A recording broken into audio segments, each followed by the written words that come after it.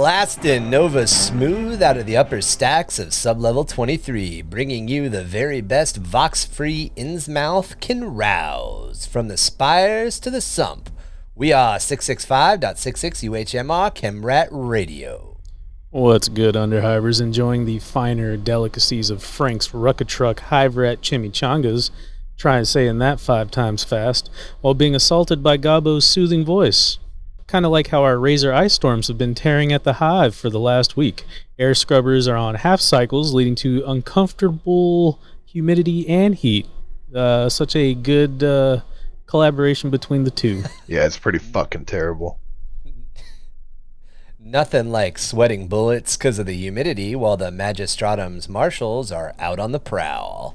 In response to the most recent reign of terror left in the wake of the Corridor 54 killer's most recent pair. This time, his skinless victims were left upside down in Armageddon Memorial Park. 2 administrative clerks this time. You know, I feel like if you're going to try to fly under the the radar, maybe not take out administrative clerks. I don't know. You know, Magistratum gets a little edgy. You know what I mean? Yeah, fuck them. Yeah, fuck them. Well, what's the count now, Gobbo? 69? Surprised no one has offered this guy a murder ball contract. That's too good. I am your captain for this voyage into the vast void of interstellar madness, Goblin King. Joined today by our novice navigator, the map maker extraordinaire himself, Marky. What's good, people? At the guns, and we gave him more than a few, is our blaster-brained barbarian beast. Hello, everyone. And somehow at the helm, even though he might be a little bit too young, we did let him drive again as our own crusher for cruising the space lanes, Kevin. Y'all saw what I did riding dirty. Right? Y'all caught that, right? That shot that I placed across the geekosphere at another. Kevin get in a car accident? What happened? I made a Wesley Crusher joke. I don't know what that is. You don't. The other 2 of these guys should know who Wesley Crusher is. Nobody cares. I know who he is, but I don't really That's what I was looking for. No. All right, guys. So as we covered last episode, we took a little bit of a break, a little bit of an aside to look at alien species because we're getting ready to jump into kind of a major pair. We're going to talk about some Gene Stealer cults and then probably some Tyranids, probably intertwining the 2 of those a little bit just to kind of explain how it all works. And we kind of went over the fact that, generally speaking, the Tyranids are the weirdest, at least playable races, tabletop faction you can put down. Not only do they look different, definitely, but they also have a very non-singular mindset. You know, they're not individual consciousnesses. They are a group conscious. But yeah, one thing I hear about Tyranids a lot, whether it's good or bad, is that their lore isn't very personalized. Like where you would have Ultramarines and you'd have like Calgar and the Primarch and all these individuals from like First and Second Company and whatnot. Like Tyranids don't really have that. They don't. They have more like, this is this is Swarm Lord, and it's like Swarm Lord's pretty generic. Yeah. As far as like, there's nothing really personable about them. I don't know. Again, I don't know if that's good or bad, but it veers off that whole like personal glory thing. I find it as a Tyranid player. I find it interesting because it definitely sets the race aside from the human mindset. You know, you're no longer looking at like my champion. You're like, oh no, we're here for one thing. We are here for one thing, because it definitely set him here. There is we are here and you are in our way. So, yeah, the Tyranids definitely have that, and I like that feel. Tom, how do you feel as another Tyranid player? You like that, or does that bug you? I am kind of indifferent to it. I find my flavors, depending. It doesn't really bother me that they don't have necessarily, like, named characters. And their whole leading structure. You can make it work, whatever. It's not hard for me to... I have a pretty good imagination, so it doesn't require much. Yeah. I think jokingly everybody refers to my scythed Haradul is big tiny in the local meta, but pretty much everybody refers to my army as they who thirst because that's what I say. Yeah. I mean, Hive, it also leaves like really super badass generic baddies like the Doom of Malantai or the Death Leaper, like stuff like that, where you can come up with like really cool generic name. Where so I mean there is that. Yeah. But you also don't get like, oh, this is Yarrick, you know, he's badass for this reason. You get more of a I mean, I guess you kind of get the same thing, but it's not like obviously not a human, you know, it's a bug. So yeah, and like the cool thing about it is, and we'll get into it as we get deeper into their lore here in the future, but with Old One Eye and with the Swarm Lord, as much as they're not, you know, kind of as you're saying, they're not named characters at all. But as a concept, they're terrifying. So the Swarm Lord is a template that is made over and over and over again. And it goes out and it experiences combat. And whether or not it succeeds or it dies, it's reabsorbed into the collective. And the next time they birth a Swarm Lord, it has those experiences and it's that much better going forward. The weird thing is Old One Eye, and Old One Eye is something that I'll have to do a little bit more research on because there's actually competing theories. I'm of the mindset that Old One Eye is the same. He's a template, or it's a template, and it's just reabsorbed and then reprinted when it's needed. Yeah, that's what I figured it was. Yeah, but Old One Eye has, in fact, held grudges against Space Marines in the past. It has sought out named Space Marines to tear them down.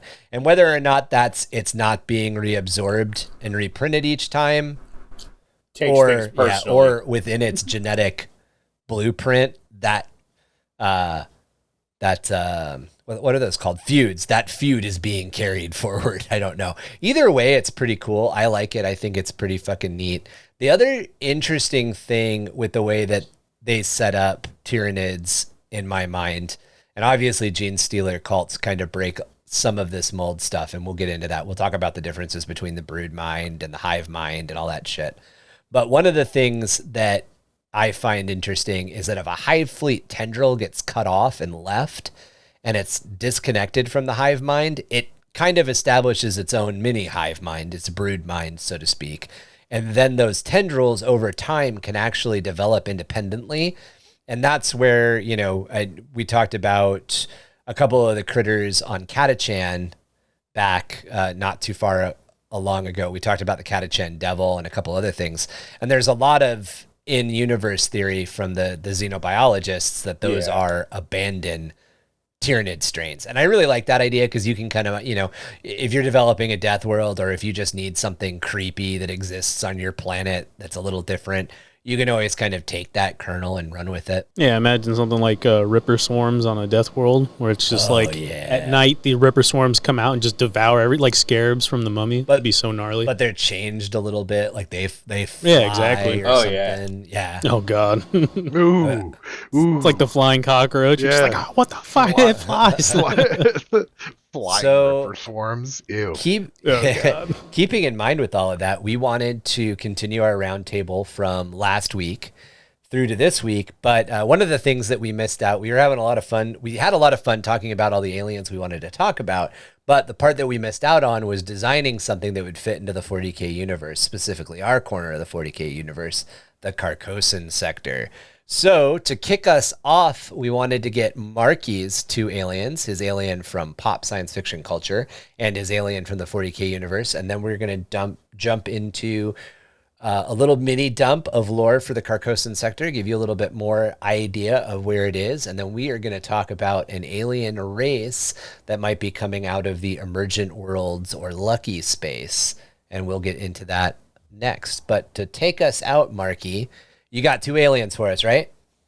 I do. So I'm going to start with the pop culture one. Perfect. And as I normally like to do, I like to keep Kevin and Tom guessing. So the story was originally created in 1978 under the name The Message, but I guess it didn't get a lot of traction with that name. I think it was a book. So Kevin might already be following Well, we'll find out. But it was rewritten in 1995 with the movie, this new pop culture movie, and came out with a few comics. And it's kind of funny because the same designer for the Alien actually came up with the design for this Alien as well. So H.R. Geiger, I believe is his name. Giger. Giger. So he developed obviously how the alien looks, and he also developed this specific alien. So the first, I believe it's 4 movies, and and the first one that was created. So isn't that a face? It's like an old he's got H.R. Giger is known for his body horror art. I'm bringing up a couple. Yeah. Try not to refer too much to the pictures. I know it's going to be difficult, but for those. Yeah. I was confused if that's what he was talking about specifically, or if that was. I typed in Giger to bring up some of do you know what it is, Tom? Kev? Do you know what it is yet? No. No. All right. So we'll get there. It's like Guess Who? You know, it's like, does it have a dick? Yeah. Yes. No. Just keep going. Keep going. I'm down. Yeah. The hook has been baited. Yeah. So it was originally believed that the species was on Mars billions and billions of years ago and used up all the resources of Mars, and it was a spacefaring race. So they basically left, right? And there was scientists on Earth in this first movie that got a signal or a message from what they believe was a black hole that actually had a formula for unlimited energy using, I believe it was not Promethean. What the hell is it called? Plasma. No, it's the stuff. Propane. I think it's propane. I believe it was propane. But they could basically make unlimited energy through the use of propane. But it also came with a second message saying how to create this alien species using an egg of a human, the egg of a human woman, essentially. Oh, this sounds so they familiar. actually. This sounds so. Yeah, so they actually ended cyanide. They actually. No, cyanide. No. Is that what it was? No, it's not cyanide. Sorry. I'll find it. So these aliens, they mature at a super high rate. The scientists actually did develop or create the alien. They spliced the DNA with the human egg, and the first alien that was created was called Seal. And the females use their tongue as a weapon. The males actually have like a battle mode. They go into like 4. They go onto 4 limbs and their heads can split. I don't know if all of them can do it, but it's kind of like the notes that I essentially picked up. The females have tentacle nipples. Is this species? Are you talking? Yeah. Are you talking? You're talking about the thing from fucking Species. Is that what you're talking about? Yes. Okay. Yes. I was just gonna say, like, I was like, right when you started saying it was like Mars and it was like create a human, and I'm like, God, where is this? Where this is clicking? At first, when he said it was Mars and they used up all their resources, I thought he was gonna be like, fucking Mars attacks. It's Species. So the first time I watched this movie, I was 10. Yeah, titties, I think dude, titties. Yeah, my dad was living with a buddy, and when I went to go visit with my dad, he was watching this. My dad was a big like sci-fi head, and this was on, and I was like, "The fuck, like this girl's fine." And then they had like the sex scene where they're in like the hot tub scene, the famous hot tub scene. There was a few. Yeah, there was a few. The bathroom. But yeah, they have tentacle nipples. They're essentially like transparent, so they have like a regular, normal bipedal, like humanoid form with transparent skin. They're much stronger than humans. They have the strong urge to reproduce and mate very quickly. They actually have a weird, They actually have a weird sense where if the host is unhealthy, they actually will not reproduce with them. Just kind of like a weird like extra sense that they had. The females actually give birth through the chest. Like their chest pops open and a little like sack pops open and a little like sack. Been a long time since I've seen the movie, but Species. That's weird. Believe it or not, I've never actually seen it. I've just watched the naked parts. That's really yeah. That's it. Oh, I think I've watched the first and the second. I don't know if I've seen the third or the fourth. There's... But in the second movie, there's an alien that's created again. Called. I'm not going to try and give too many spoilers. I doubt everybody's going to want to watch this, but it's it's definitely a movie not to watch with your family.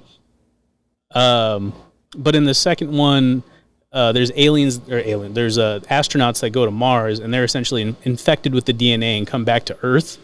And they're males this time, and they go and they try to reproduce with females. I believe there was a female Eve created that was essentially raised from when she was a child, and she was supposed to be good, or like to combat the species race if they were ever to return.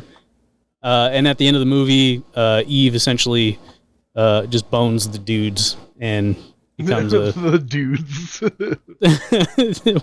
Or the dude. I don't know if it was multiple. This makes sense. This makes sense. Bones the astronaut and becomes queen. You're alien. This totally makes sense.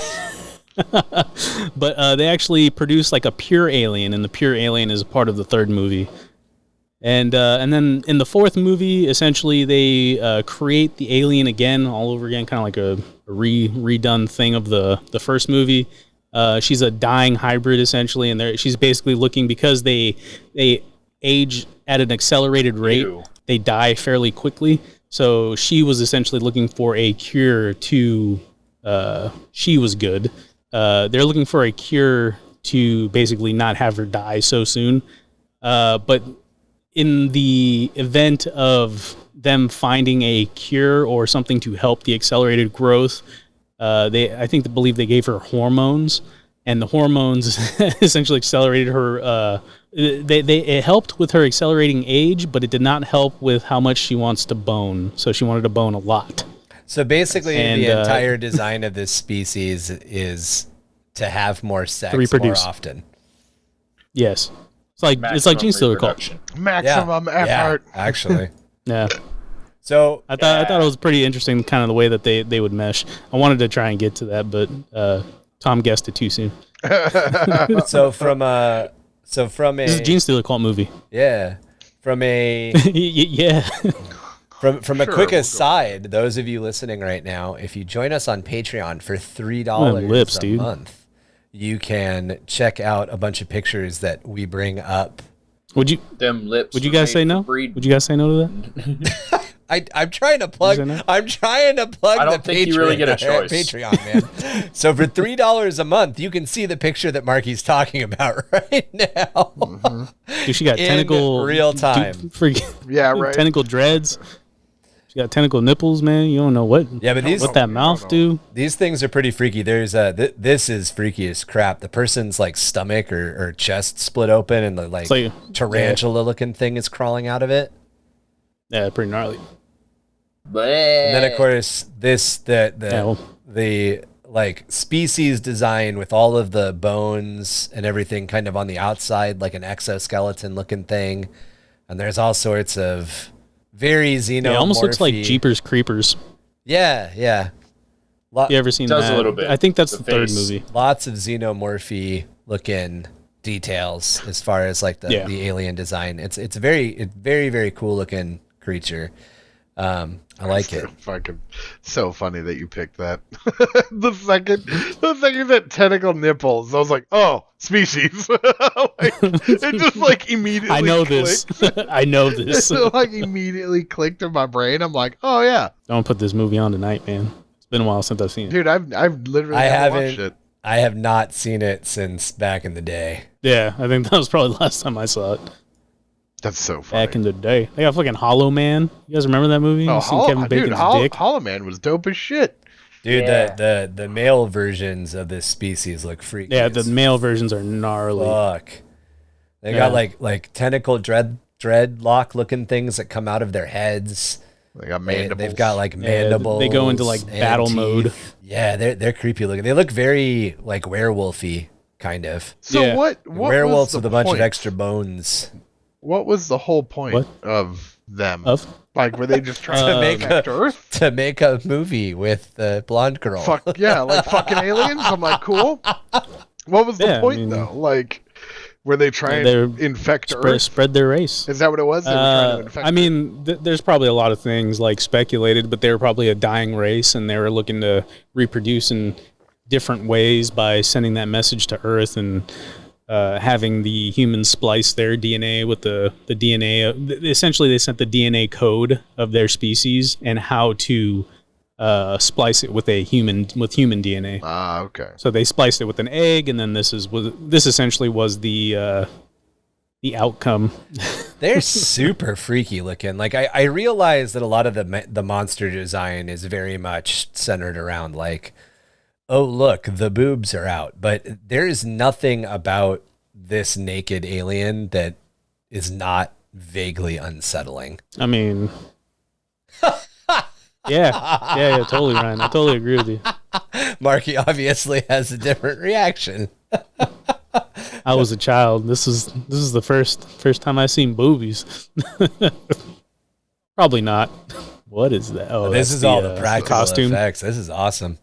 Yeah, if you guys aren't on the Patreon roll, you should jump over because I just found a bunch of pictures of the animatronic suit like taken apart, which is pretty dope. That is my alien race alien that I chose. So what's my pop culture? What's your alien from 40k that you want to talk about?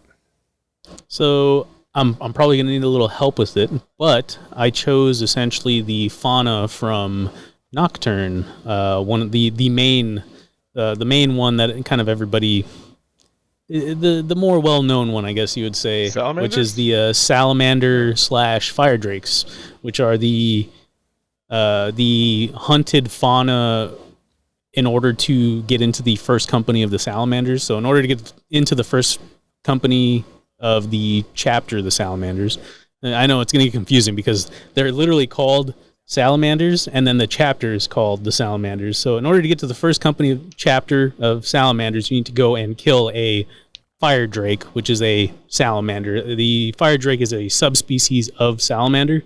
The salamander, from what I had seen, the salamanders were more like crocodile-like. They had like large plate scale, and they didn't breathe fire, but they were essentially very fireproof. So like they could walk through molten magma.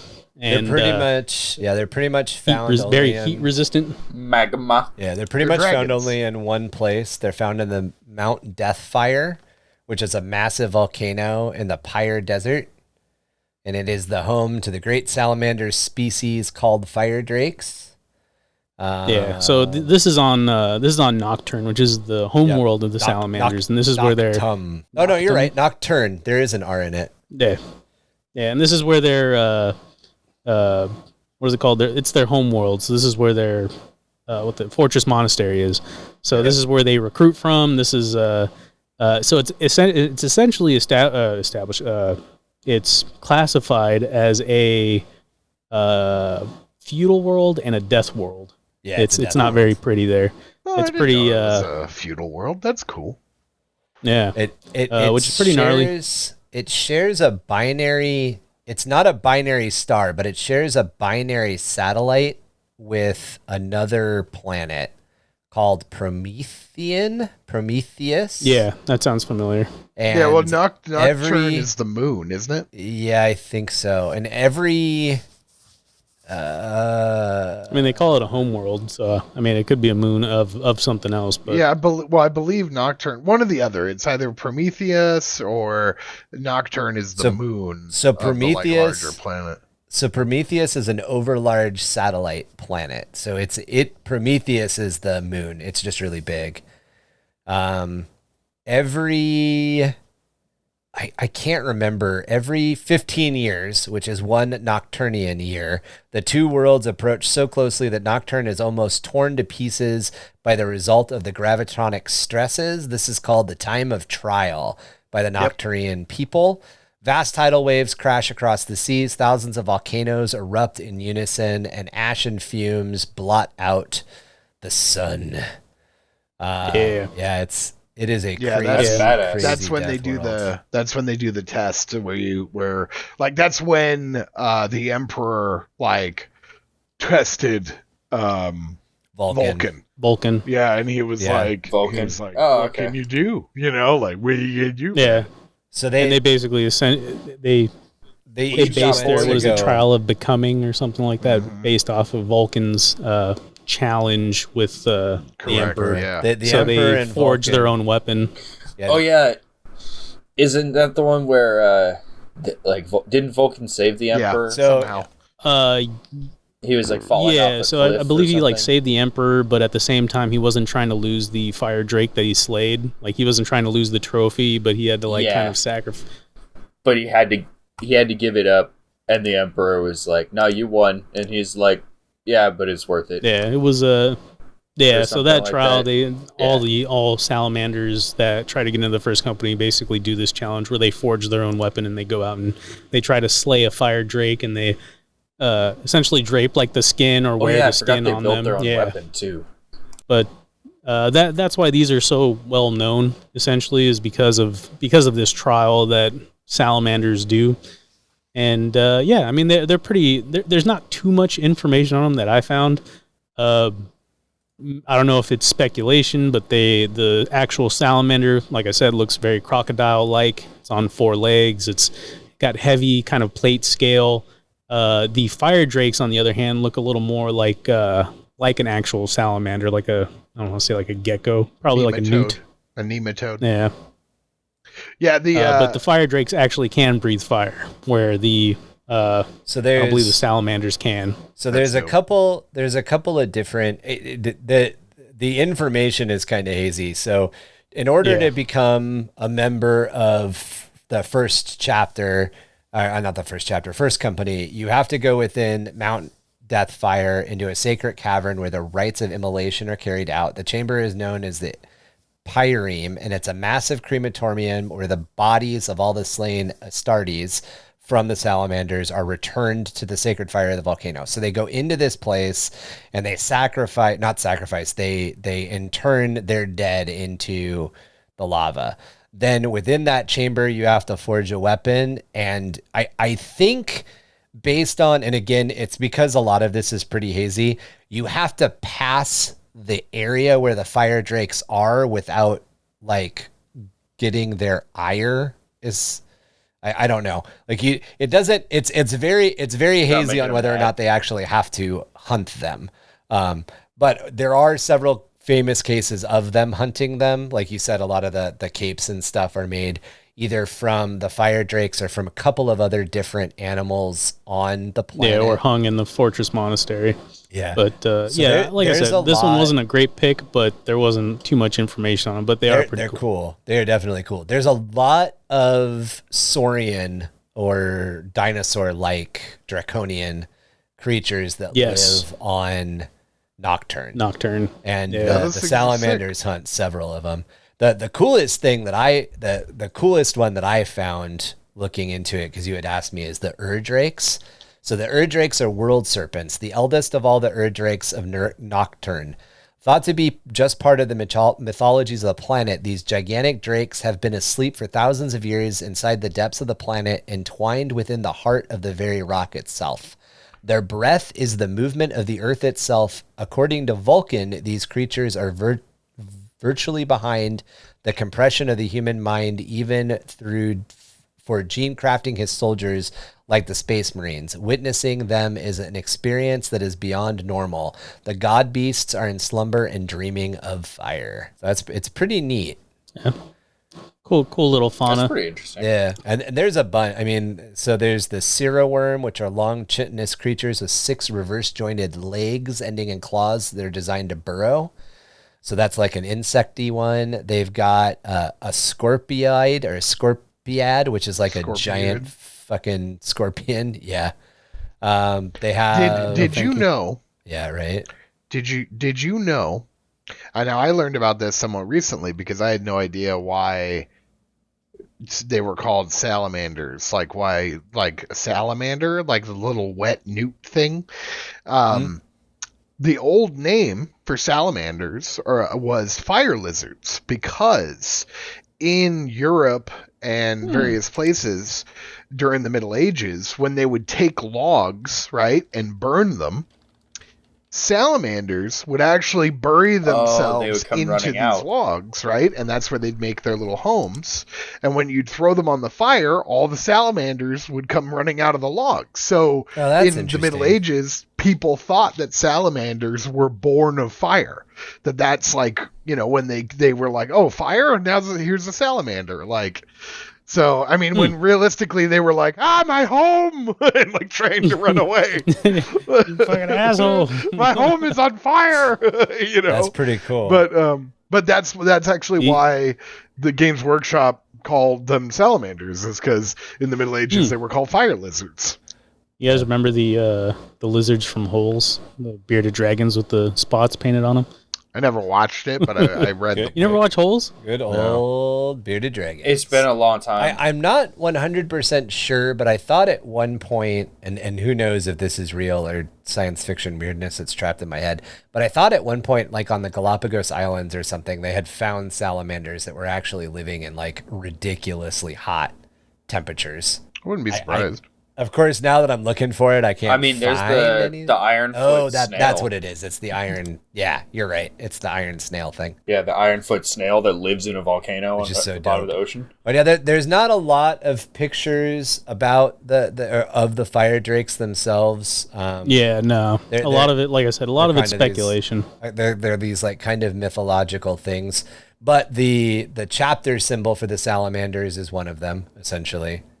And then there's some cool. There's actually Concept art. There's a really cool picture of like a thunderhawk coming down into Mount Deathfire, and there's a couple of them slumbering like next to lava, which is a pretty awesome black and white picture that you can find. But yeah, they're basically described as they're drakes. They're wingless dragons. They're neat, man. There's a lot of Nocturne is definitely a planet spotlight, future planet spotlight. I'm sure all of the Space Marine they're so sick chapter worlds are, but there's some really cool stuff in Nocturne that I learned within the last 24 hours.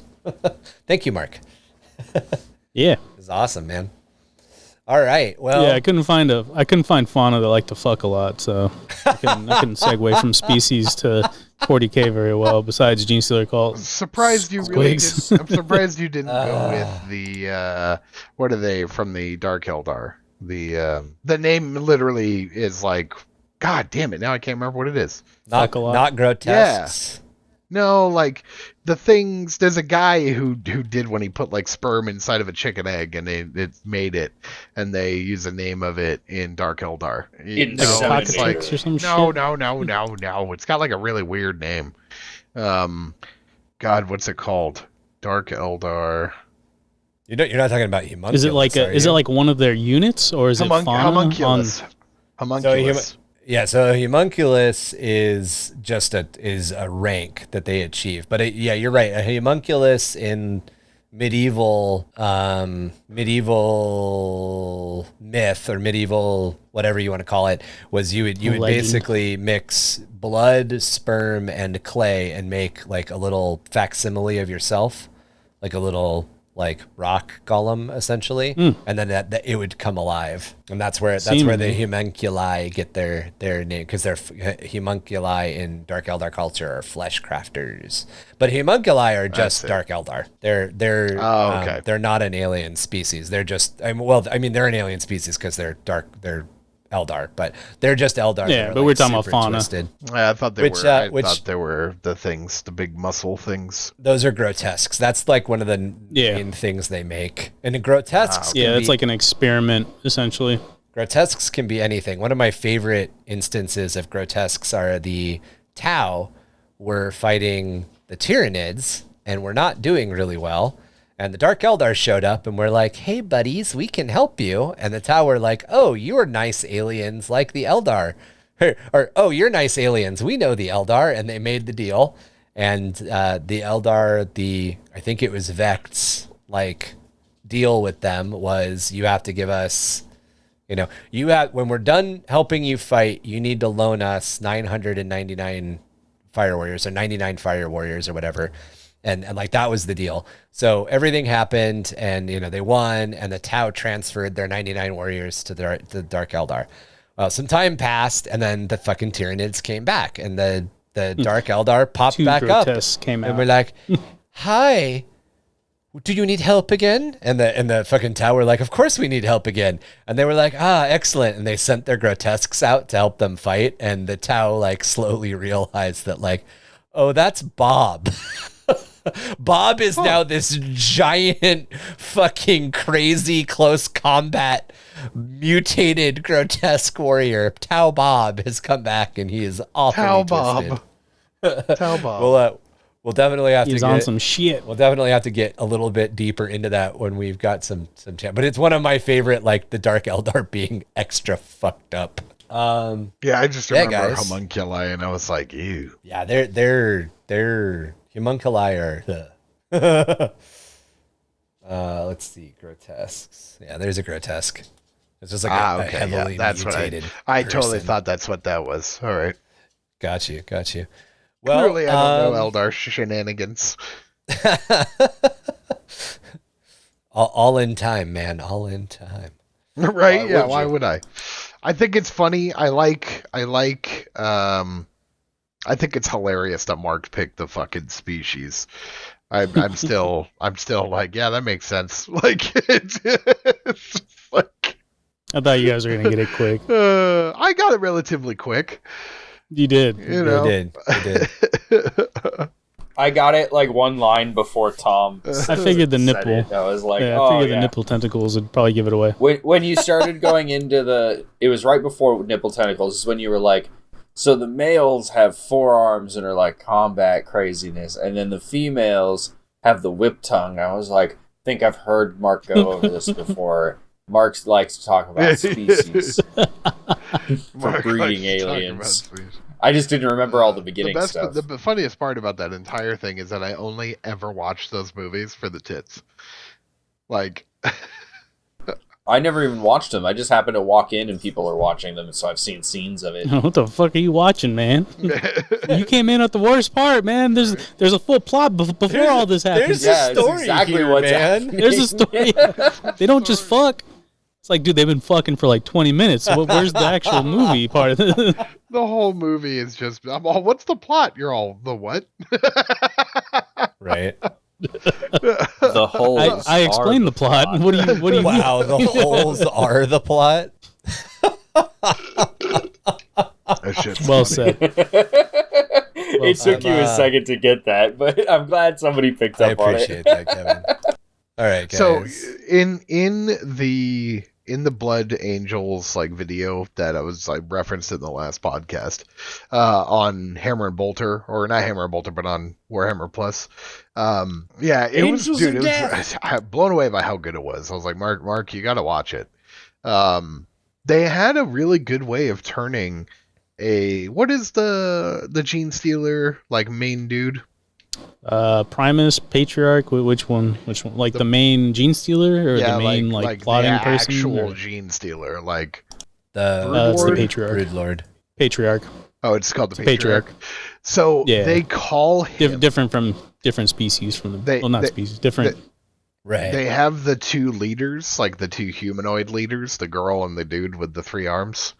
It's not always a chick. The Magus. Magus, yeah. So It's not always a chick.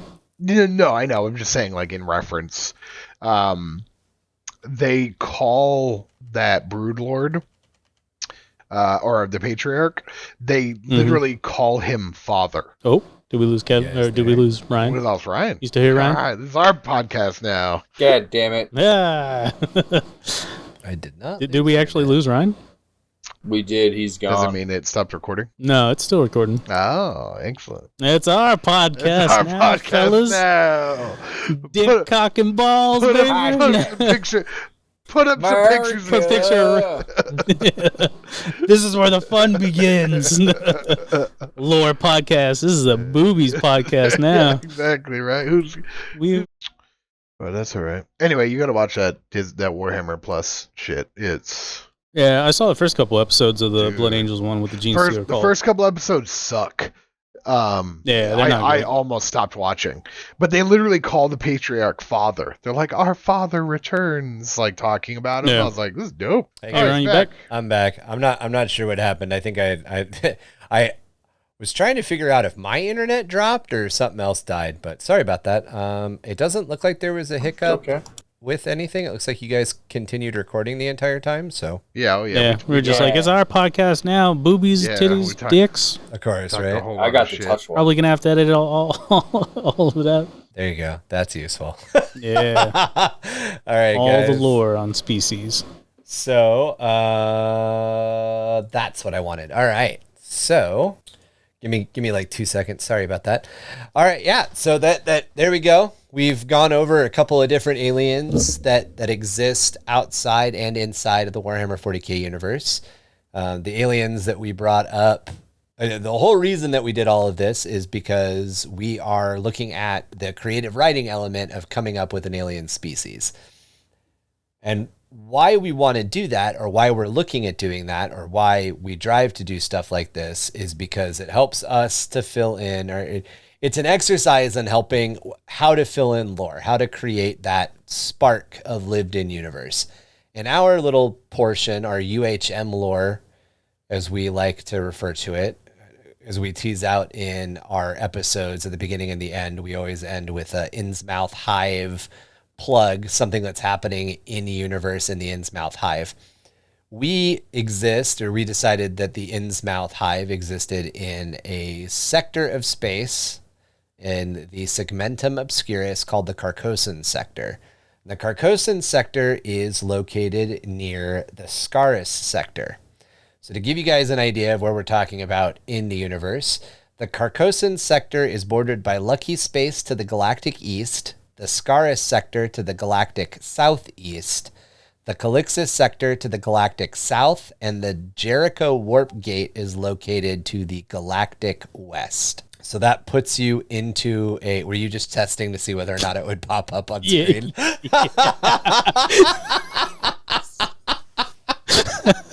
I was like, what the fuck, Mark?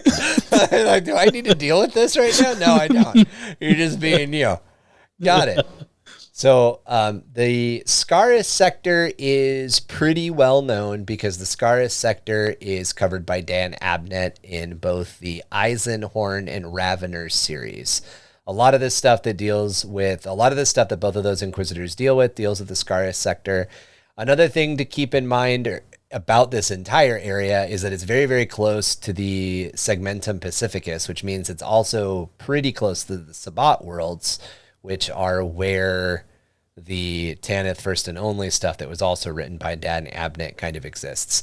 And as we developed the Carcosan Sector, as we continued on developing the planet that the Innsmouth Hive is on, and we started talking about other things that existed in that general area, it kind of just felt natural in a lot of ways to put it very, very close to the Scarus Sector. The other thing that it's pretty big, another pretty big reason to put it there, is the Calixis Sector. The Calixis Sector is where the Dark Heresy role-playing books take place. So we're kind of really embedded in that area where a lot of you can engage with it fiction and you can make your own stories fiction exists. And the entire point of us creating the Carcosan Sector and starting to fill it with things is we want to provide a place to our listeners and to our followers to play and make their own stories within the universe, having kind of a home base to start with. So one of the interesting things about the Scarus Sector and Lucky Space specifically is there used to be a subsector called the Venetian subsector. It was a subsector of the Scarus Sector, and it is now known as Lucky Space, and it borders the Halo stars. The Venice subsector was a prosperous area of over 6,000 years. It has been suffering from a slump in trade and an increase in lawlessness when it was hit by a warp storm in 085.M41.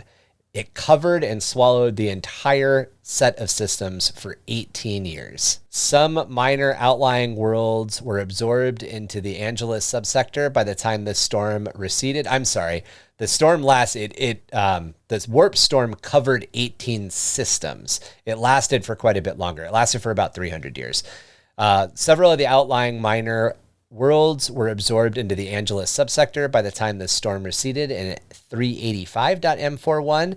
and the worlds that reemerged were found to be irretrievably tainted by the warp. The area is now frequented only by pirates and the most desperate of rogue traders. It is currently called Lucky Space.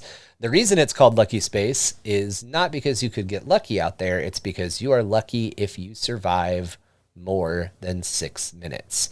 It is featured primarily in the first Ravener novel. They go into Lucky Space specifically to an event called Firetide, which is, there's essentially this planet that is like an asteroid that was hollowed out by an ancient alien species.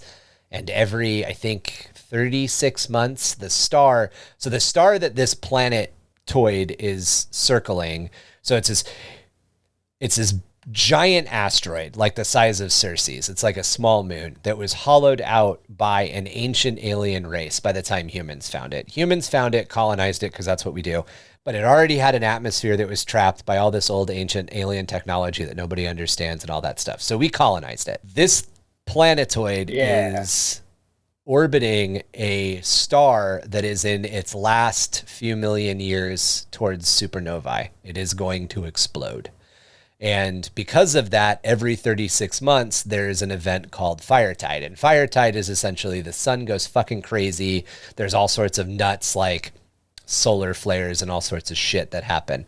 Essentially, it sounds like Burning Man in 40k, the way that it's described.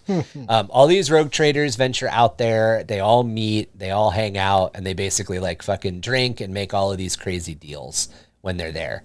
So Lucky Space is essentially just this very weird, very interesting area. It's on the rim of the galaxy. It's a rim world, or they are rim worlds. So just like the Star Wars galaxy, anything that's kind of outside of the galaxy for the most part is generally somewhere between not understood and really, really fucking dangerous. And that's the same thing. That's the same thing that's happening here. Without revealing too terribly much about why the Inquisitor goes into Lucky Space and all of that, they go to Bonner's Reach, which is the place that they watch Firetide at, and there's a pretty cool plot, like what they're actually doing. But one of the things that they introduce at Bonner's Reach is all of these different aliens that the rogue traders are dealing with. Because I guess is a better way to say it, just because the Imperium doesn't understand what's outside of the rim doesn't mean that there's not stuff outside of the rim.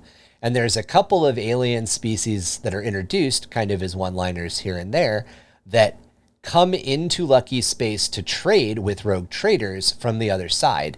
And these alien species don't really understand that the Imperium exists. This area is enough on the fringe of two major, intergalactic, if you want to say, territories that, neither side really understands. It'd be akin to Silk Road traders coming to the port cities on the Eastern Mediterranean and dealing with Western Mediterranean civilizations, Rome and Greece and all of that.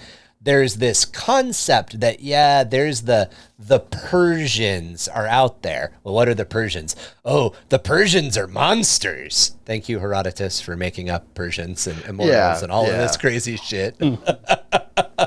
But that whole idea of the movie 300, that was stuff that people in the westernized world, especially in the close, as we closed in towards the last millennia, essentially, of BC, the beginning of the Iron Age, the end of the Bronze Age, the beginning of the Iron Age, a lot of people believed a lot of that stuff because, again, like they didn't interact with people. They knew people were over there. They just didn't interact with them.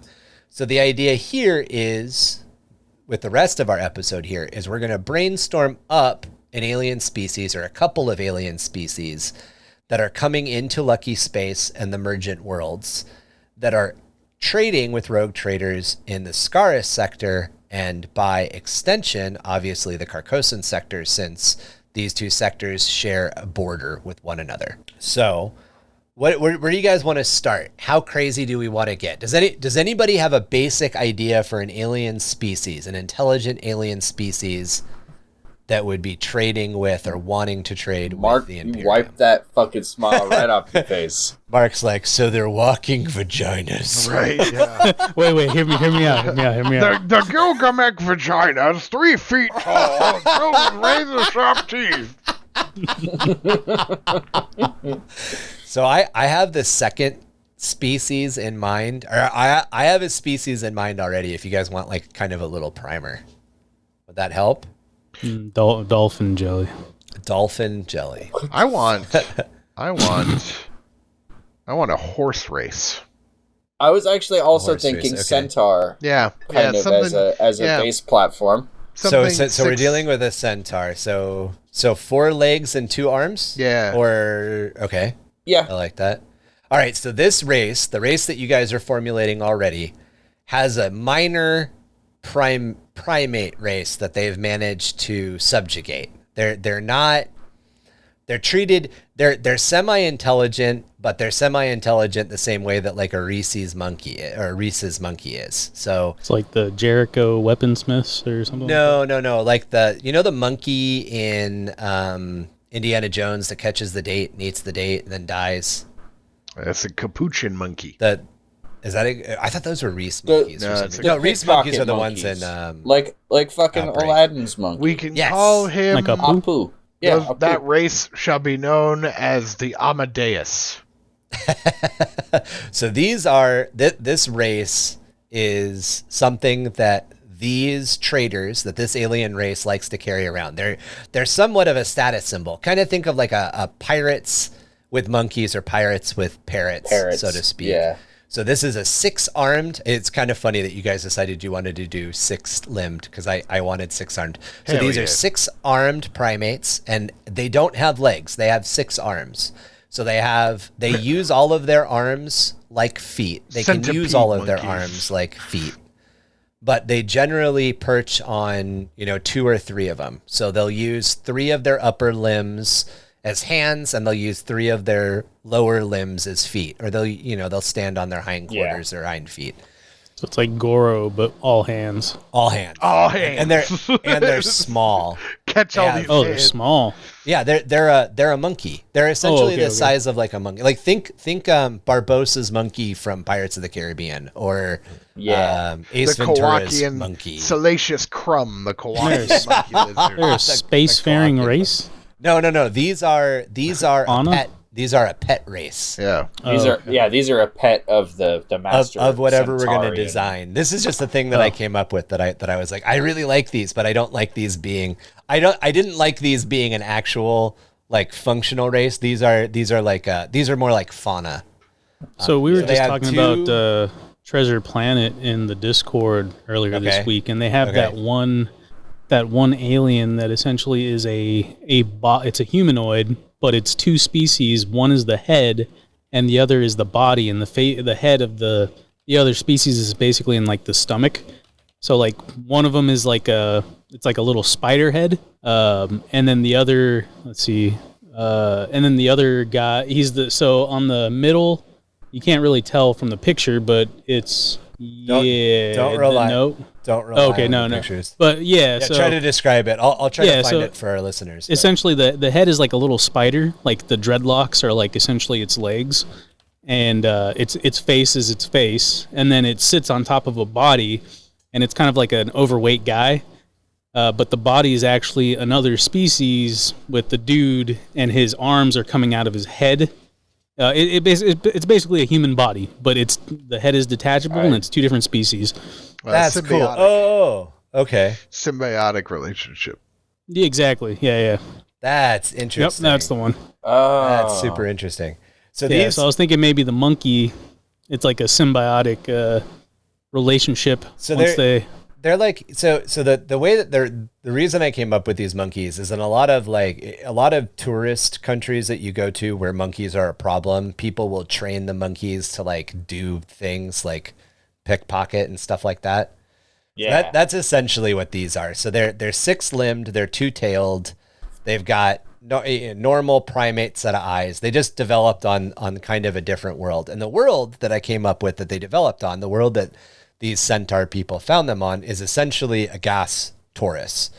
So it's a gas torus around a moon that is, so it's an atmosphere stretched into a donut, essentially, around a moon. And the moon is around a planet, a gas giant, that is in the Goldilocks zone of the system that these things are from. So these monkeys grew up in an environment that's essentially like, it's not 0G. Yeah, it is. It's 0G, but it's 0G in the idea that any large enough mass within the gas torus collects some form of gravity, but they grew up, or they developed, they evolved in a much lower gravity sense than like a terrestrial world. There is no ground. That explains why they have lots of hands rather than feet, because they would need to be able to grab onto more. So they're trained by rogue traders who buy them, and because this alien species sells them, and by the alien species themselves to basically act somewhere between pickpockety pests and like base level servitors. So, when we look at the Imperium a lot of times will like lobotomize a lobotomized prisoner will turn into like a gun system. So these monkeys have that level of intelligence, that servitor level of intelligence, so they can act as like a basic servo scholar is a basic servitor. So you could train one of these to carry 4 las pistols if you wanted, and it would shoot them at what you told it to shoot, but it's not going to make its own decisions, essentially. It's going to listen to your commands. It reminds me of the bug from Thor Ragnarok. Where he's like, "Oh, I killed him," and he's like in he's in like the robot suit. Yeah, I know what you're talking about. And he's like, "Oh, I'm sorry, mate, I killed him." And then he wakes up, he's like, "Oh, he's alive," or whatever. Yeah. So that's like, he's in the little robot suit, like controlling it, but he's like a little caterpillar. That's what they remind me of when I think about it. I'll try to Mensk, right? Yeah, Meek. That's his name. Meek. Yeah. He's like, I went down to grab him and I squashed him, so he's dead. But then he wakes up and he's like, "Oh, Meek, you're alive." I don't know what these monkey things are called, but I imagine they're covered in like golden fur, but I think it's actually gold. Like their body metabolizes gold, so their hair could actually be cut. You'd have to process it or whatever. But the reason that their hair is gold is because it's gold. Oh, like you can give them like little cybernetic armor and stuff, and like they can be like little badass like. That's what I'm saying. Robots. And they fight them. Oh yeah. That's what I'm saying. When you said they can, I said that their fur was like gold because of the minerals they eat, and you said you could customize them. I immediately popped into my head. Maybe that's it. Maybe their metabolism just like whatever changes. You feed them. So if you feed them like emeralds, their fur has they turn green. Yeah. They shave them. They shave them and sell their fur. Yeah, and then their fur can be turned into like that's so cool. Exquisite noble garments. Seen him with a naked 6-armed monkey. Oh, yeah. And that's how you end up with like, that's how, because you read about that a lot in like Warhammer 40k fiction. A lot of the nobles have like woven garments emerald garments. Like maybe shimmer, like they're made out of diamonds and things like that. Yeah, that's fucking dope, Kev. That's monkey butt. Right there. It's monkey butt. That's monkey fur. Made out of monkey butt fur. All right, so only the finest hats are made from monkey butt fur. The softest of monkey fur comes so I imagine that these from the anus. These 6-armed monkeys. I'll do a sketch, but these 6-armed monkeys must be pretty prevalent in the Scarus and Carcosan sectors. But who do they come from? Who found them? Wait, you guys wanted to do a centaur, so yeah, we're thinking centauri-ish. So is it like an amphibious centaur? So not a horse, but something that's got an amphibious centaur? Okay. Oh yeah, it could be. I mean, we could even use like a salamander. It's like a shark centaur. Oh, ooh. It's like a gator centaur. I like. What about a gator centaur? Yeah, there's too much reptilian stuff. Like there's lizard people. Well, that's why I want amphibious. So when you say amphibious, I like. So shark isn't. But what about like a frog? Ooh, a frog. Well, because that would be more. That would be almost like the. I don't know if you can do that with 4 legs. And in Blood Bowl, they have something kind of similar. It's like a huge reptile on Slan. Are they Slan? Yeah, they have a weird name. Thing. Yeah, that's a Slan. Yeah, but if you pull up Blood Bowl, like four-legged like crocodile. Why did I look for frog centaur? I was rewarded. Dude, look at the legs on that. Hey Tom, does this make you uneasy? They put the horse on the top half. Yeah, that's exactly. The horse is on the top half and the frog is on the bottom. That I'm okay with. That I'm okay. Ooh, I'm actually, yeah, that actually is kind of cool. It's like they have like almost like a jumping. Yeah, it looks very similar to that. That I am a-okay with. That's I freaky. want that. I want that in my life. All right. So, what does this thing look like? I don't know if we've managed to figure out the frog part. Because you got to think of why would 4 legs be with the frog? Well, maybe it's so maybe the. So okay, so does it? See if I can pull it up. Does it have? Yeah, just send it to me. Does it have hooves like a centaur, or does it have? Like, I think it was mostly just that we. 3 toes. It looks like a dinosaur with 4 legs and 2 arms. 3 webbed toes, since we were thinking amphibious. 3 webbed toes. Does it have a thumb digit or a dew claw on its feet, or no? No, it's just 3 I'd toes. say it's like the horses from what's it called? It's Krieg. How they have toes instead of hooves. Oh, okay, I like that. Yeah. Okay. Yeah. Because you got to bring it back to something. And then their upper body is that of a amphibian of some sort, or did you guys want to go with shark? I wouldn't mind going with something not reptilian. That was my only thing. Non-reptilian.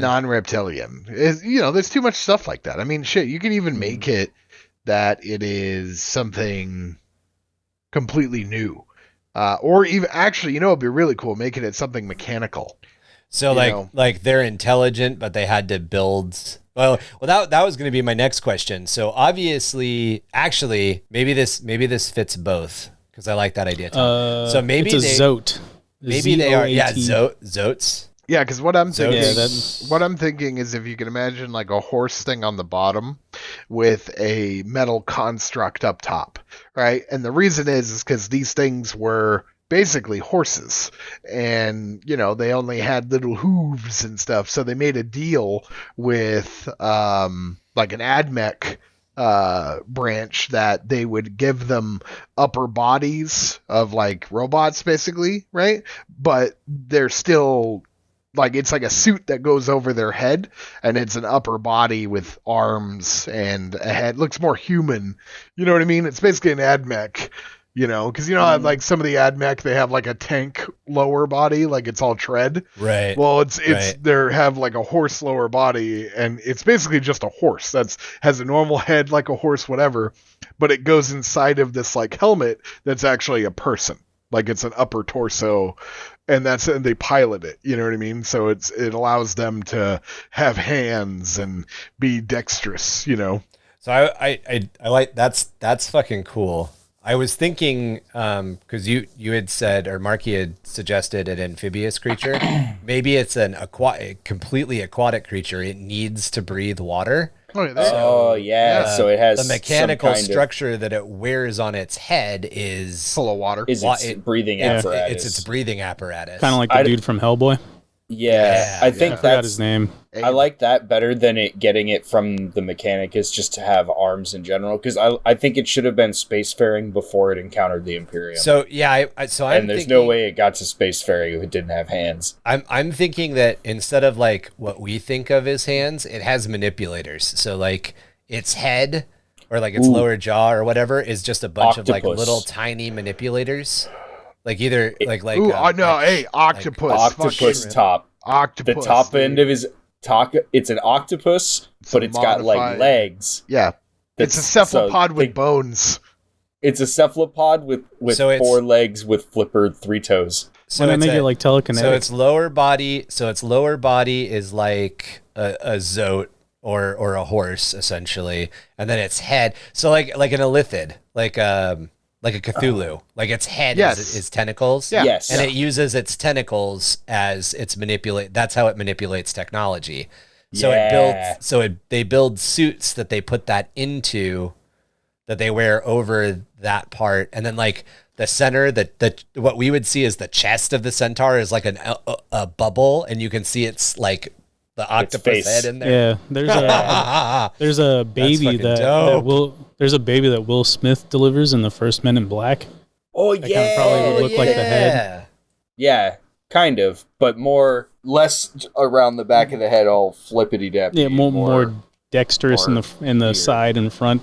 Yeah. Oh, okay. No, I get what you're saying. Okay, yeah, there it is on the back of the head. Yeah, I It's think got, like, the the idea of something octopus is dope. I like cephalopod. that. Yeah, I like the cephalopod with bones.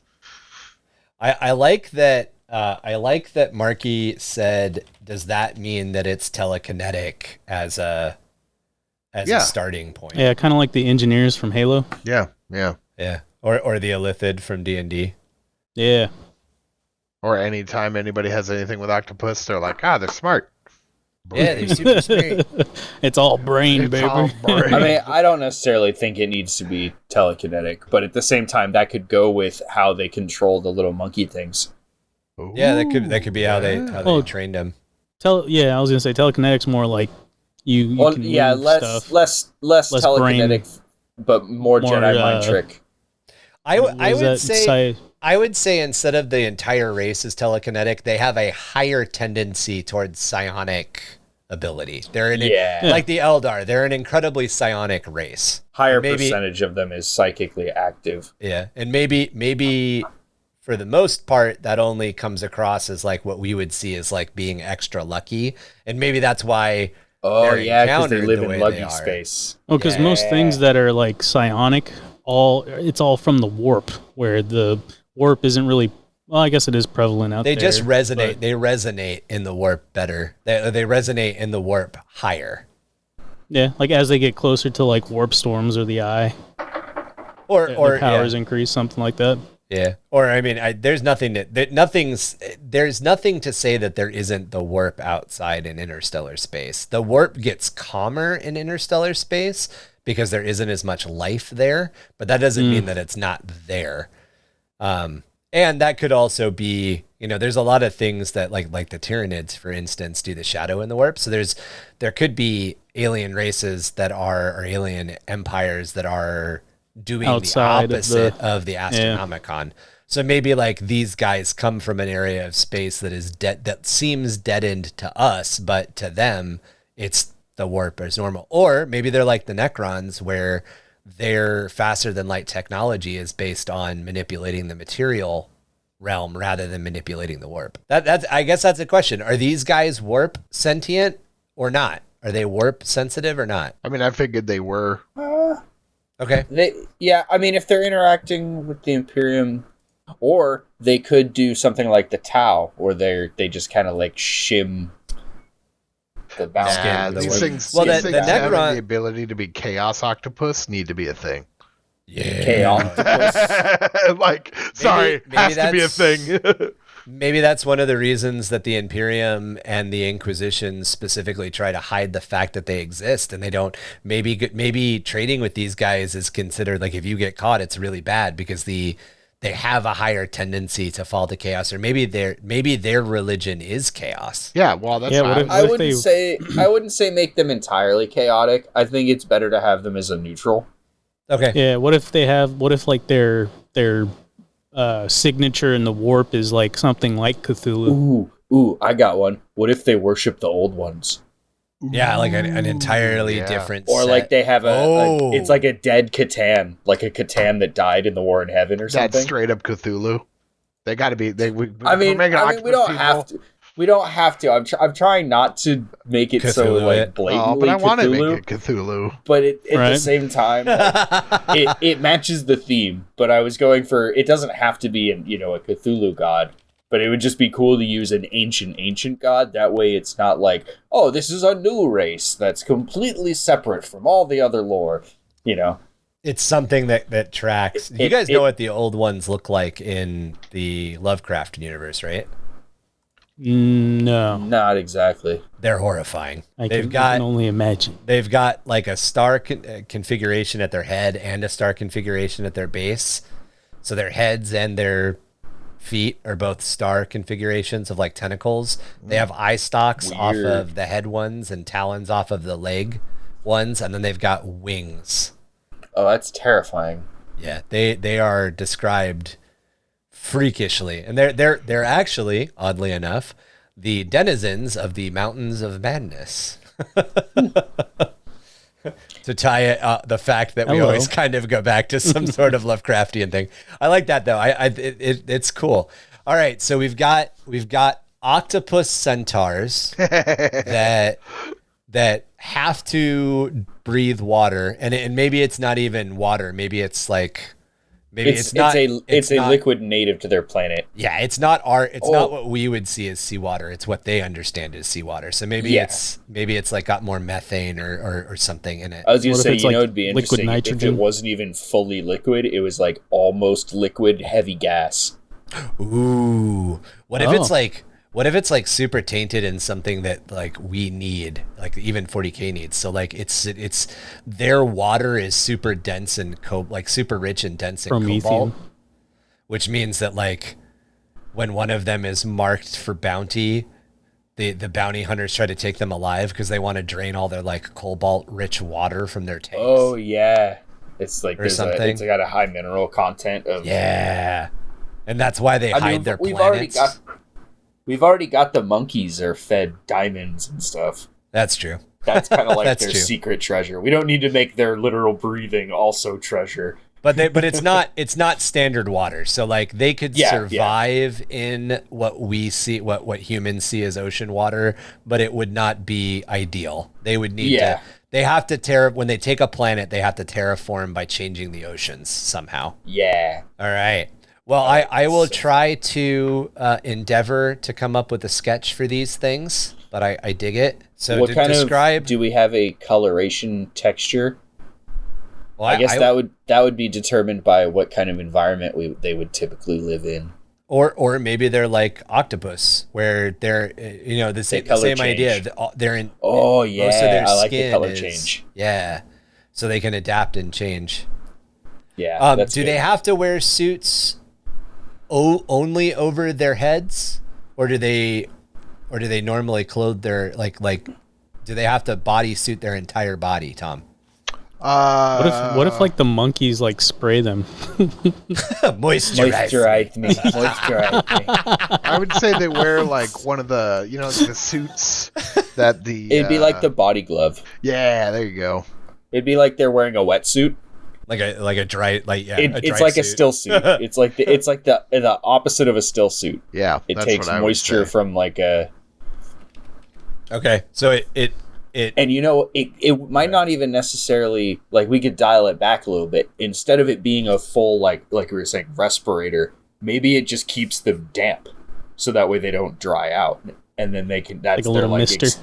Well, it's like a like a wetsuit, but it's got piping that basically sweats onto them, so that way they absorb the water constantly. Do you remember that would leave their face and tentacles still able to interact with the outer world without being restricted behind their suit. It would also give them the ability to act in a human environment without being so restricted, making them easier for storytelling. So there's a science fiction set of books by David Brin called The Uplift Wars. And the first one is called Startide Rising. And in Startide Rising, the ship Startide Rising is crewed by, it's a mammalian crew. And the captain and the first mate and a couple of the other, like the engineer and a couple of other people are dolphins. And then the rest of the crew is humans. And the entire ship is filled with seawater because it is a dolphin ship. And the dolphins wear like mechanical harnesses that give them manipulator arms and a couple of other things and allow them to communicate with humans. And then the humans wear essentially like rebreathers and like partial wetsuits inside. And the human, like, their crew quarters are dry. They've got like dry docks to get in and out. But it was an interesting concept because, and I kind of like the idea. So I like I like the idea that they wear something on their upper body that keeps them like wet. So maybe they go up, you know, it's a centaur. Maybe they do have forward arm, like they do have arms. Maybe they're 3-clawed arms. Like they essentially have 6 legs, and then all their manipulators are their tentacle, the tentacle face part of them, and they wear suits because it makes them more comfortable, but they can exist outside of it. But what if the inside of their ships are flooded with water? Yeah, like that's I like that idea. Well, it's not water. It's like a their water, moisturized gas. Yeah, Okay, that would be moisturized better. gas. So that way other people don't have to be as modified to be on their ships, but it's a different environment. It's a very wet place. Like they operate at like 80% humidity. Yeah. Like when people go into the ships, they're like borderline. All right, so if borderline drown. Swamp ass. Yeah. welcome to Florida. So Like being that being Florida. that being said, if their natural habitat is closer to a high humidity, swamp environment, that would make sense. So they have legs to keep their main body kind of like from dragging in the mud. I'm The approaching this from, like, a derogatory term scientist. is swamp gassers. Ooh, but swamp assers. it would be a hot planet then, So their planet's that really, would, really hot. that would maintain the high humidity, so it'd be like a tropical, hot, swampy planet. I like it. All right, guys. Well, I'll try to come up with what these things look like. Yeah, that's what I was going to ask. I need everybody, I need all 3 of you to describe what they look like in their entirety. I want to get a better picture. All right, so it's, as we kind of established, it's kind of the legs of what you got on screen there, like almost. So they're 3-toed, or are they 3-toed, or are they 3-clawed? Are they manipulate? Do they have talon? They have toes. 3-toed. Okay. Yeah, Toes. like basically bony, like keratin protrusions. Yeah, they got toes like the Ninja Turtles. Fingers. So they've I was got, thinking more like alligator feet, okay, alligator feet. but less claw, more dinosaur like. More you got phalange. there. I'd agree. Alligator feet on the end there, because it kind of makes sense for the environment that they're kind of alligator-esque, not alligator, scaled and stuff, but shape-ish, because they need to have the webbing to help them kind of get through the water. Okay, so they've got 3 toes that are like alligators, so they're webbed in between. They don't have a dew claw. They don't have a like a thumb, not a thumb, but like a dew claw. They lack that. Correct. Okay. And then do they have so what's their upper body look like? Do they have a tail, and do they have like dorsal fins? I think a tail would be good. Okay. I think tentacle. I think give it kind of like an axolotl style tail. An axolotl. Okay. They're like a salamander, aren't they? Yeah, kind of like a salamander, but it's almost also like a fish tail, like a gator tail. Oh yeah, so they've got a long slender tail, and then they've got like it's fins clearly made for swimming or sails that come off of the top and the bottom. Okay, right. Cool. Okay. Yeah. And then what's their upper body? What's the centaur part of their body look like? We know that their heads and their shoulders are octopus essentially. I think their arms should be kind of like a giant squid, where it's like a longer. They have their normal tentacles. From where their shoulders would be tentacles with like more hand tentacle-y. Yeah, it's like a palm with like the suction cups on it. Yeah, which can be used to manipulate.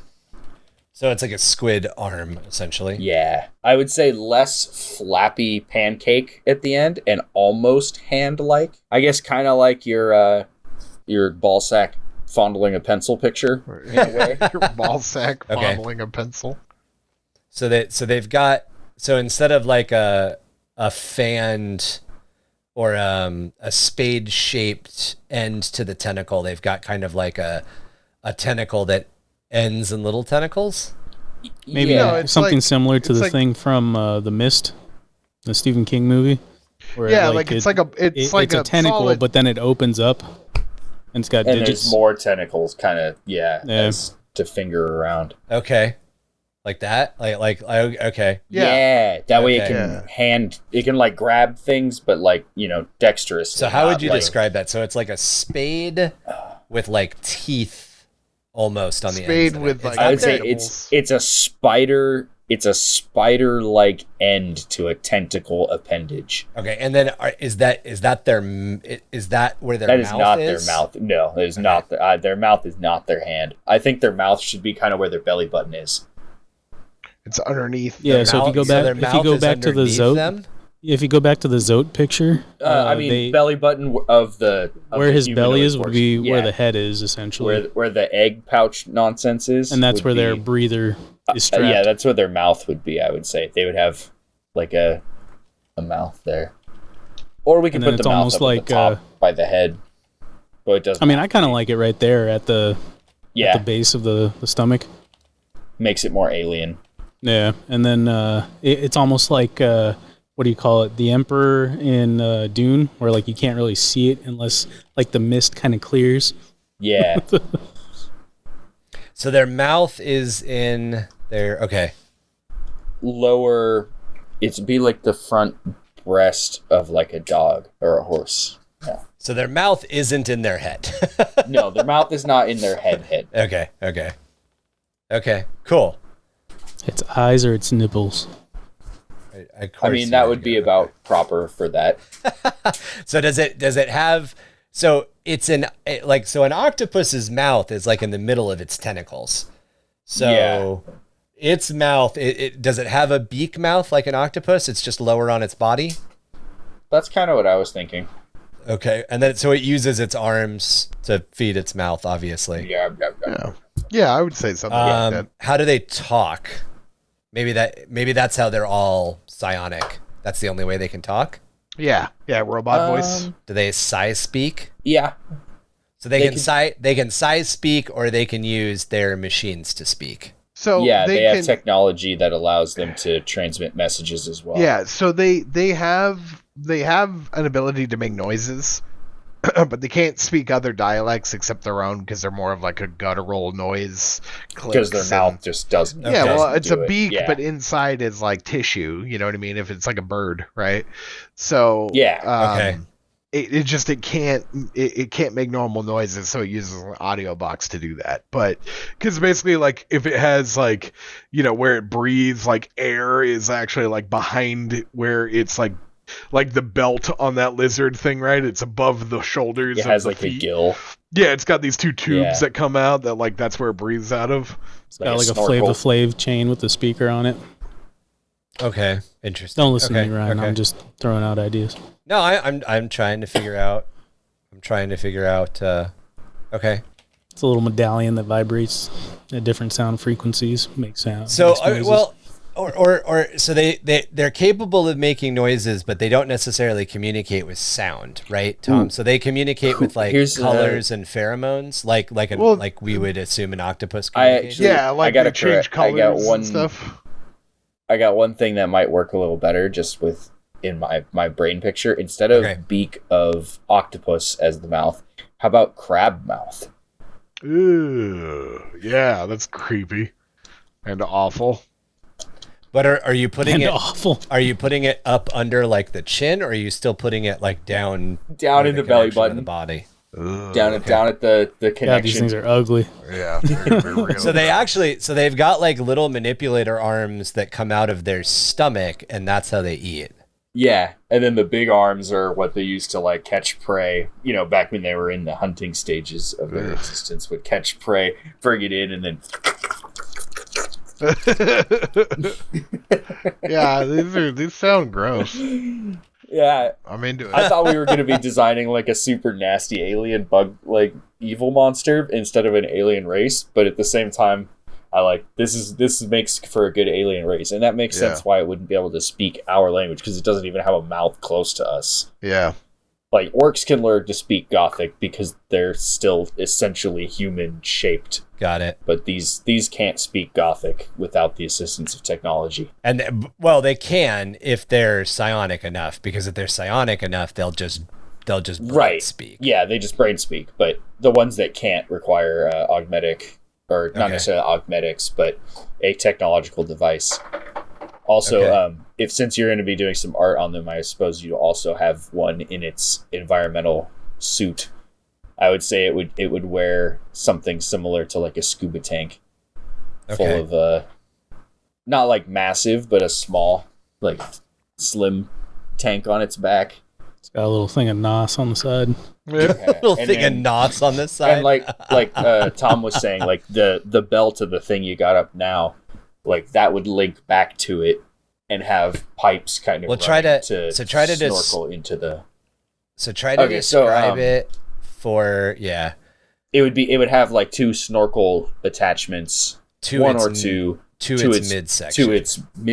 its midsection mouth, wrapping around almost like a belt connecting to the rear little like gas tank that it has. Okay.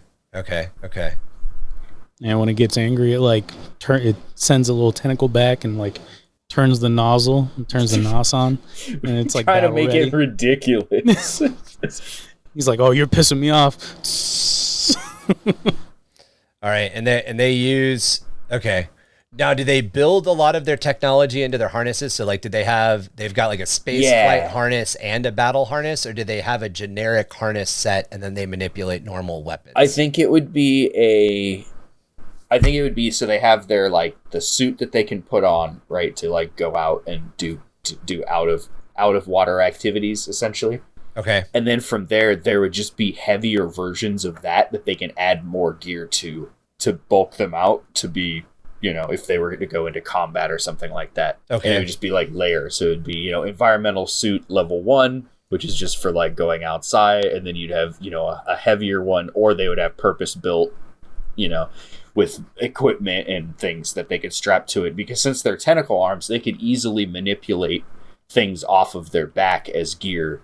And so because they're long, horse-shaped torso would allow them lots of like flat space to store things, so they could actually carry a decent amount of gear with them. Okay, got it. All right. Well, I think I've got a little bit of a picture on how to do these guys, so I will start. I'll do a couple of sketches. What are these called?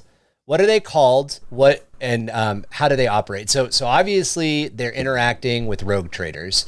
They're obviously trading in monkeys, but monkeys, I'm going to put out the opinion that that's a side trade, right? That'd be a side gig. Side gig. So are they trading in rare minerals? Are they trading in technology? Why do rogue traders trade with them? Do they are they very good at making stabilized plasma weapons? Like, you know what I mean?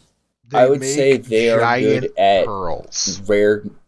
Yeah, that's one thing. I would say anything that we could find like underwater. So since it's a hot planet, you could say that that's heavy geothermal activities influencing that, allowing for a surplus of rare minerals to be mined from the bottom of the oceans, rare gems and things. Also, pearls that could be one of their exports. They farm oysters and things at the bottom of the ocean.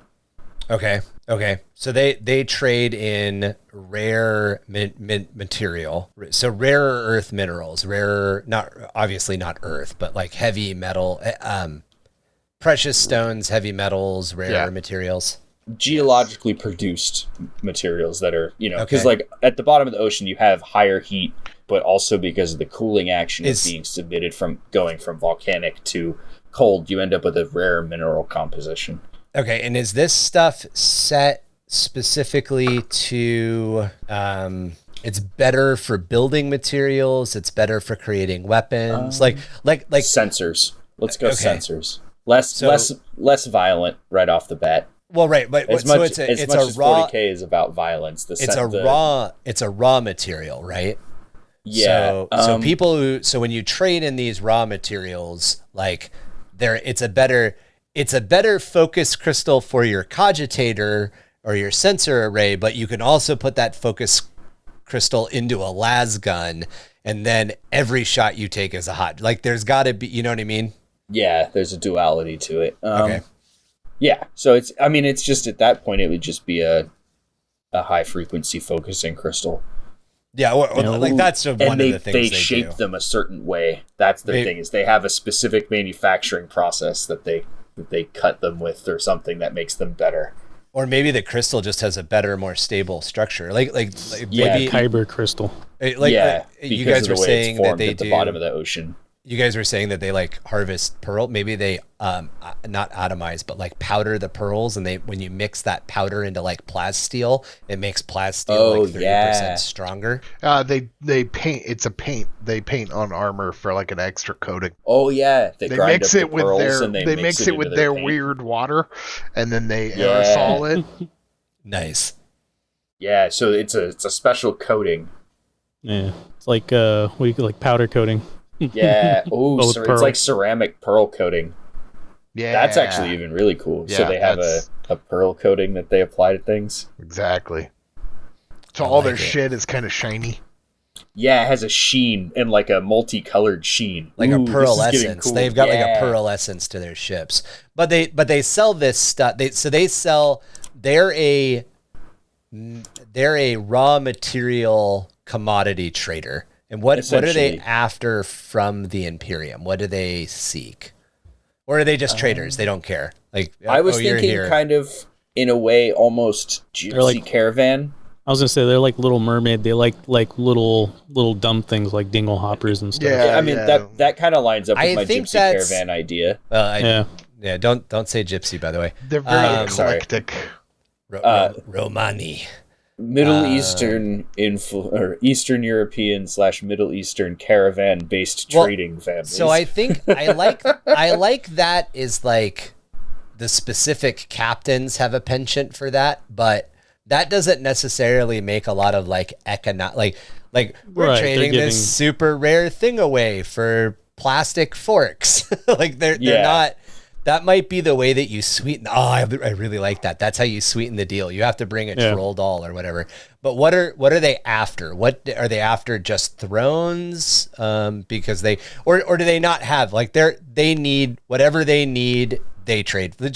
Are they just like rogue traders? They're just after whatever there is. I think they're just like rogue traders. They're just in it. They're just like merchants. That's what they're in it for. Exotic. Either that or. Goods. We don't deal with any of their actual society. We deal with their version of rogue traders. Ooh, I 100% think that that's what it is. So we deal with their front men, which are right. So they just want exotic goods. It doesn't necessarily have to be something that is like super cool. It just has to be not domestic at that point, essentially. No, I wouldn't say like they just want exotic goods. They're not looking for so like they're from a different, essentially almost a different dimension, right? Because we're not getting past a certain point. So kind of like there's a show that my daughter watches. I think it's called Owl House, but it's a witch that goes into the human dimension, collects goods like TVs and batteries, and then sells those goods in her dimension as like exotic human things. So like she's like, oh, check out this magic box, when it's really just like an old school like projection TV. Got it. And it's like, oh, if you put this magic metal inside the back of the box, which is a battery, it turns on and it shows like a funny, like it shows snow or something, because it's like a white noise screen. Got it. So they're not exactly looking for. I mean, because they're obviously they're pretty well off, so they can't get anything from our galaxy that's worthy for them, so they're just bored and looking for exotic goods. Right. Yeah. And so they trade their exotic goods for our exotic goods. Okay. Yeah. So maybe they like really like maybe there's one that just likes to collect bolters or whatever. Like that could be the way they are. Since they're essentially rogue traders, they're all a little different. Yeah. This one's obsessed with collecting different species of groxes. This one's obsessed with. The way that I look at them is they look like your crazy. They're kind of like your crazy aunt. You know, like each one of them has weird, like one of them, they're all like covered in weird like bracelets. This one wears leopard print. Yeah, that one wears turquoise. Yeah, like weird stuff. Like you look at them and they look like the lead singer for Aerosmith. You know what I mean? Like, right. like, got it. Well, sometimes they'll have a penchant for, you know, multiple melee weapons. Sometimes they'll be just a bunch of pistols. But they're obviously also like trading for algae stuffs and wood and well, they're not right. You know, they're not there's always a base level. Yeah, they're just different. Cool. Yeah, they're just super strange, you know, like very eclectic, very what do they call them? They're known for so accepting trades when you sweeten the deal with weird things. Yeah. The conversation would go, "Why do we trade with that guy? He's fucking weird. I don't know, but he pays well." Yeah, exactly. Like, I know they got some cool stuff, man. That armor coating they have. You ever huffed this pearl shit, dude? Yeah, right. You ever hoovered pearl angel dust? Yeah, it's like All they're right, weird. cool, They're guys. not rude or anything. They make me borderline uncomfortable. Yeah, they just make you uncomfortable being in the same room as them. Cool. Well, I think that'll just need a pretty name. much wrap us up. I'll try to get these guys down. We'll come up with a name. Or should we let patrons vote on the name? Or listeners, if you have a name Yeah. idea, send it to us. Preferably not Dick Balls McCockleans. Watch that one's gonna or that. I was gonna call them cephalocogs. Cephalacog, like COG. I like that. Cephalocogs. Yeah, let's we'll start brainstorming some names. Cephalox? Well, that could be what humans. Maybe that's what humans call them. Snuffalox. Human designation. I was keeping the cephalopod thing, the cephalox. Yeah, cephalox is good. I like that. Yeah. All right, guys. Well, I think that wraps up our episode of the cephalops. We'll have a little bit of a lore dump on them next time. We'll have some stuff. Maybe I'll have gotten my act together and actually done a couple of sketches. But yeah, if you liked what you heard in today's episode, you want us to work on some more aliens, maybe you were inspired to work on an alien of your own, send us your lore, send us those ideas, and also never forget, send us your creepy stories and your cryptid experiences to either jimdarkgaming@gmail.com or underthehiveofmadness@gmail.com. If you are interested in getting involved in our community and talking a lot of creative writing stuff, as well as some lore stuff, lists in Warhammer 40k, 40k in general, as well as being involved in some of our work in progress and other hobby channels, you can find us on Discord. We've got a pretty amazing and active community over there. Absolutely. That's probably one of the best ways to get a hold of us. I think we're always on there. In fact, I think even after recording this, most of us are going to be jumping on there too. Hell yeah. Yep. The more you know. I like it. If you guys are interested in helping us grow, there are a couple of ways to do that. The first way is to give us those 5-star ratings and reviews wherever you get your podcast fix. Our home is Spotify and Anchor FM, but you can also find us on Apple Podcasts, Google Podcasts, Stitcher, Castbox, and several other different platforms. Please go ahead, give us thumbs up, give us likes, give us 5-star reviews, recommend us to your friends and family. It really, really helps. Word of mouth is how DIY organizations and small podcasts like ours grow. If you're interested in helping us a little bit more directly, you can join us at patreon.com/underthehiveofmadness. As I teased out a couple of times in this episode, and as you guys have heard my fellow cast members mention a few times as well, we have a video component, so you can kind of see some of the various materials that we're looking at, some of the things that we come to mind and sort of explore as we're sort of coming up with different ideas, and just kind of gives you that visual experience. You also get to see all of our lovely faces, and you can hear all of our asides and notes to each other's, and when my internet decides to flake out and I get kicked out of my own hosted recording studio and have to jump back in, you get all of those little kind of extras, and we talk some Patreon exclusive at the beginning. On top of that, it also enters you into, or gives you access to enter into, our painting contest, which we hold 4 times a year. The trophy for that is this pretty cool 3D printed resin model. It's about the size of a Red Bull can, and myself or Marky paint those up and send them out to the winners. Of no relation to Red Bull. No, really, red squeeg. Red Squeeg. Yeah, it's about the size of a small energy drink can. Is probably what I should have said. As well as, you know, the artwork that we try to release and all that stuff. It definitely hits Patreon a little bit earlier before it goes out to everybody. We're always working on stuff. We're working on some role-playing game supplements. We're working on some world creation supplements and just some other stuff that you can use around your various creative writing and gaming needs. So yeah, definitely check that stuff out. As always, I leave spellings for all that stuff, as well as direct links to our website and to our link tree in our show notes to make it as easy as possible for you guys to find ways to get in contact with us. Always keeping it straight and level here at Vox Free Innsmouth. We have been 665.66 UHMR Chemrat Radio, once again broadcasting from Frank's Ruckatruck on the upper stacks of Sublevel 26. You know, if you need some bolter-flavored chimichangas and you're really into rat meat, you can't find a better place than Frank's Ruckatruck. Not only that, but while you're chowing down on his various tamales, chimichangas, tacos, and other sundries, you can browse his impressive collection of second-hand firearms.